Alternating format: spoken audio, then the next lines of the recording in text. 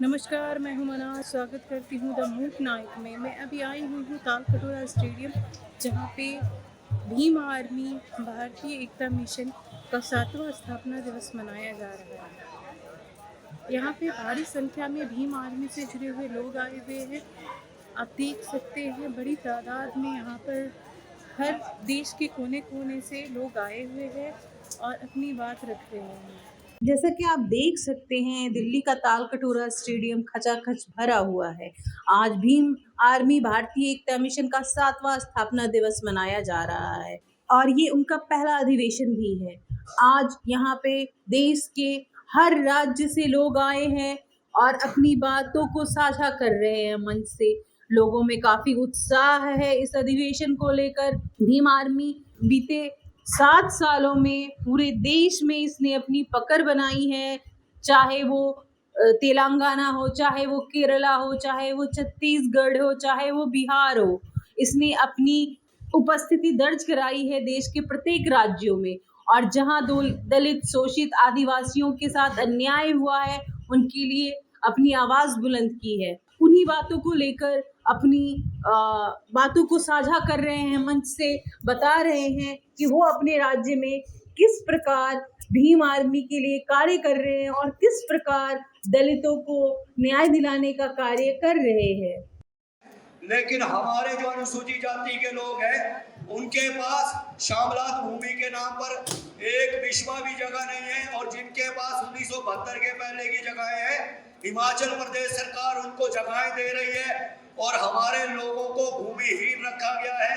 हम यहाँ पर केंद्र में बैठे हुए हमारे जो यहाँ पर प्रधानमंत्री है, चाहे गृह मंत्री है, वो कान खोलकर सुन ले कि हिमाचल के लोग जो अनुसूचित जाति के लोग हैं, उनके साथ पूरी तरह से जो है बिल्कुल नालायक मुख्यमंत्री आपने थोप रखा है।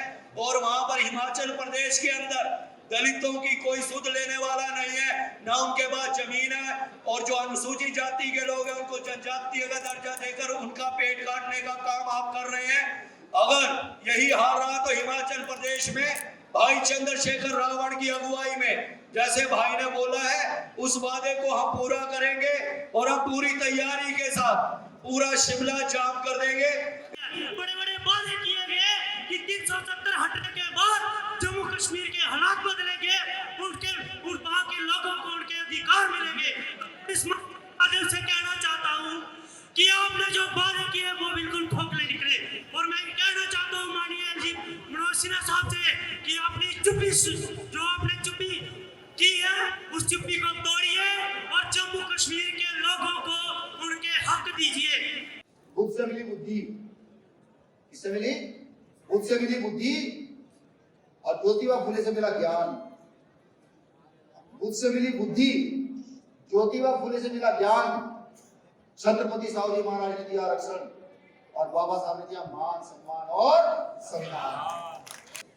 ना जाने कितने संगठन इस देश में बने और कितने संगठन चले गए, लेकिन मेरा ये मानना है कि इतने कम समय में इतने सारे लीडर पैदा करने वाला कोई संगठन अगर है, अगर उसका सर्वे किया जाए, उस पर पीएचडी की जाए तो उसका नाम अगर कुछ है तो उसका नाम बीमारी वाला जिसका मिशन है। ये मेरा मानना, और मुझे पूरी उम्मीद है कि मेरा मानना 101% सही है। अभी बहुत सारे साथियों ने कहा, कुछ लोगों ने जब प्रधानमंत्री बुलाया तो कुछ लोगों ने एक अच्छी बात भी कही कि जब हम जाते हैं किसी एट्रोसिटी पर, कोई गलत हो जाता है, और कहते हैं जाकर प्रशासन को कि शाम तक इसका रिजल्ट चाहिए, वरना रिजल्ट कर भीम आर्मी देगी। मुझे इस बात की खुशी भी है कि बाबा साहब अम्बेडकर ने भारतीय संविधान में जो दिया था, जब हम उसको पहचानते हैं तो हम ताकतवर हो जाते हैं। अगर बाबा साहब ने समता का अवसर नहीं दिया होता तो शायद आज हम लोग यहां नहीं खड़े होते। मैं आज पुनः बाबा साहब अम्बेडकर को भी धन्यवाद देता हूं। वो कहते हैं अगर कोई ऐसा नौजवान खड़ा हो जाए और इस आंदोलन को आगे बढ़ाए तो मैं भी चैन से मर सकूं। वो इस देश के नौजवानों से आह्वान करते हैं कि उठो जागो। अपने लिए तो पशु पक्षी भी जी रहे हैं, श्रेष्ठ जीवन जीना है तो समाज के लिए जियो। आज भीम आर्मी वही तो कर रही है। आज अगर पूरे देश में के अन्याय होता तो पुलिस से पहले किसको आम आदमी याद करता है बताओ? भीम आर्मी को। और जिसकी पुलिस से भी उम्मीदें खत्म हो जाए वो किससे उम्मीद करता है? जिसकी सरकार से भी उम्मीद खत्म हो जाए वो किसके संघर्ष से उम्मीद करता है?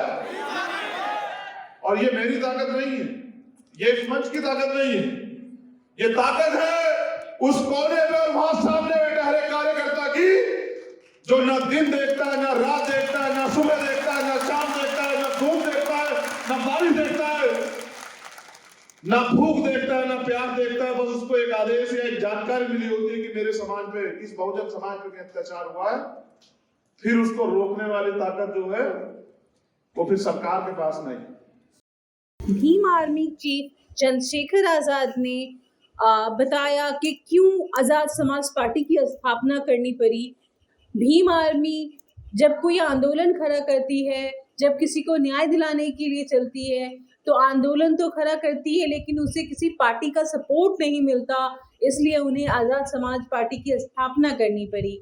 आज उन्होंने ये भी बताया कि हम पिछले 1 साल का एजेंडा तय करते हैं कि हमें 1 साल में, आने वाले 1 साल में क्या क्या करना है। उनका सबसे एक महत्वपूर्ण एजेंडा था जो कि हम पूरे देश में 1 लाख भीम आर्मी स्कूल खोलेंगे। अगर हम जब तक शिक्षित नहीं होंगे तब तक हम समाज में अपनी भागीदारी नहीं कर सकते। ये चंद्रशेखर जी का कहना था कि हमें सबसे पहले शिक्षा पर जोर देना होगा और हम सबों को मिलकर पूरे देश में 1 लाख भीम आर्मी स्कूल की स्थापना करनी होगी। दूसरा उनका मिशन 10 लाख अनुशासित कार्यकर्ताओं को बनाने का है।